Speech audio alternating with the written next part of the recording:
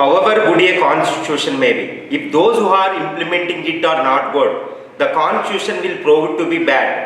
However bad a constitution may be, if those who are implementing it are good, the constitution will prove to be good. So based on this Ambedkar's well quote regarding the India's constitution and India's future and India's governance, okay, the constitution, the implementation of the constitution, those who are implementing the constitution, okay, whether they are good or not bad, whether they are good or bad, that is more important. So now look at the present Indian political situation. Now India is heading towards 18th general elections. So mini Jubilee may be happen. So many states assemblies elections are also going to be taken place. At this time, at this moment, what really India wants, what Indians want, this is the question now. So political parties, now the question is, who are implementing authority? Surprisingly, those who are implementing this constitution, they are not mentioned in Indian constitution. Who are the implementing authority in Indian constitution? Who are implementing Indian constitution? Especially political parties. Political parties, those people who are controlling the Indian political parties, they are implementing authority. So that is the foremost important. However, these political parties are not mentioned in the Indian constitution, but these mentioned in 1985 Constitutional 52nd Constitutional Amendment Act, where in the context of anti-defection law, okay, these political parties, this word, the term first inserted into the Indian constitution. This is what. Now India comes to the point. Let's come to the point and let me clear. Now what India wants, what Indians want in the context of 18th general elections. Is really this kind of good discussion is going, good deliberations are going on in India now? This is what. So a democratic debate, healthy democratic political debate is very, very important for the Indian safety, for India's integrity, unity and sovereignty of the nation. Okay, this healthy democratic debate is important. And also healthy democratic competition among the political parties.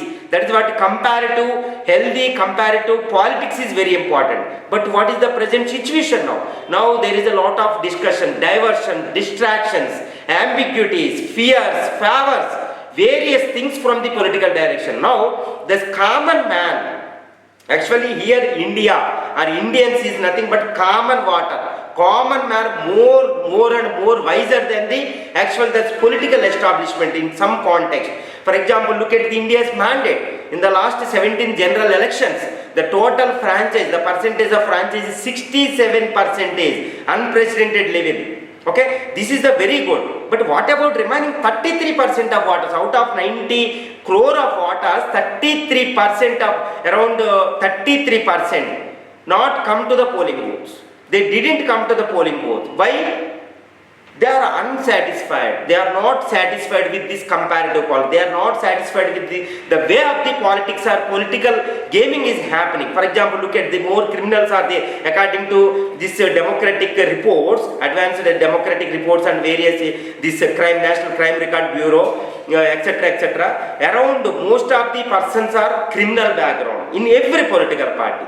So that is what criminalization of politics and no quality of politics. Most of the people their interests are different, business, etc., They are not come to serve the nation. So in this context, what India want, what Indians want, this is what the question now. Now look at Sanatana from Tamil Nadu area. From other side, this Hindutva type politics. From other side, caste-based politics. From other side, this simple issues becoming more political in nature because of political instigations and evoking the emotions of the people. So encashing the people's emotions, psychological emotions.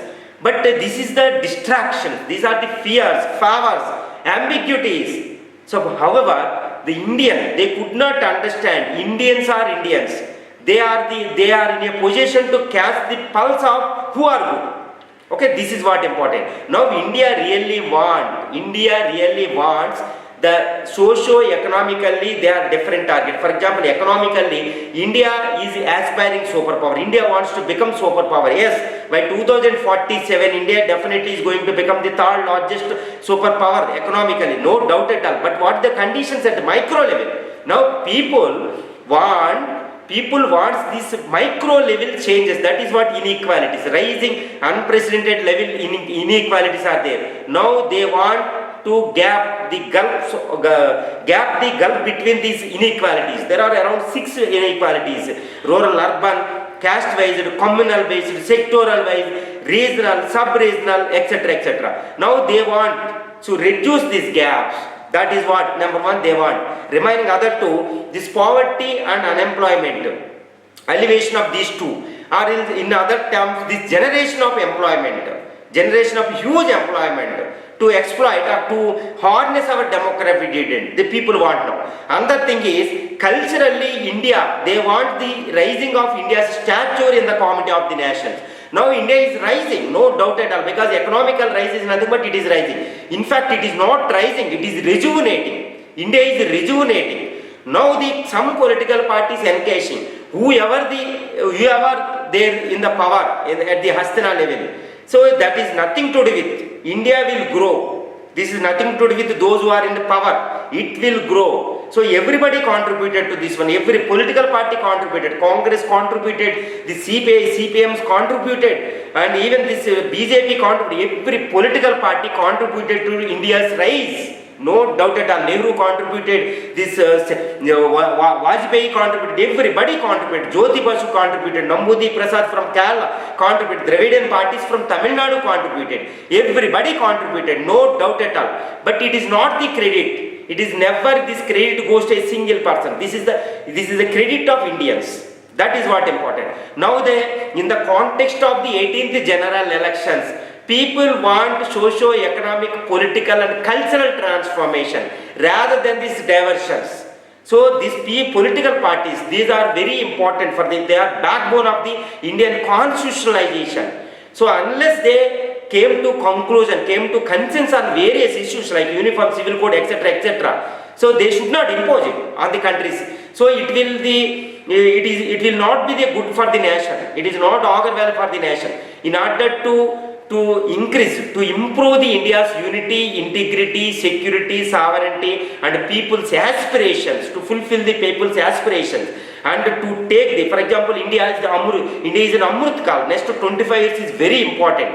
Once we lost this time in terms of demographic dividend, in terms of this India's rejuvenation, etc., so it will take another millennium years to get such a good Amrit Kal time. So that is why, in order to understand the importance of the period of time that India is at crossroads regarding its millenniums, for the last 2-3 millenniums, if you observed it, so India is absolutely at crossroads regarding to revive it, to rejuvenate it. So India has to get its place, what we have lost during the colonial and before this Middle Eastern rollers period in India. Now this is the time to revive. So we should establish our glory. Now India wants it. India wants it. Indians want it. So the political party should be conscious about it and should try to fulfill and should evoke the actual aspirations of the people instead of these distractions.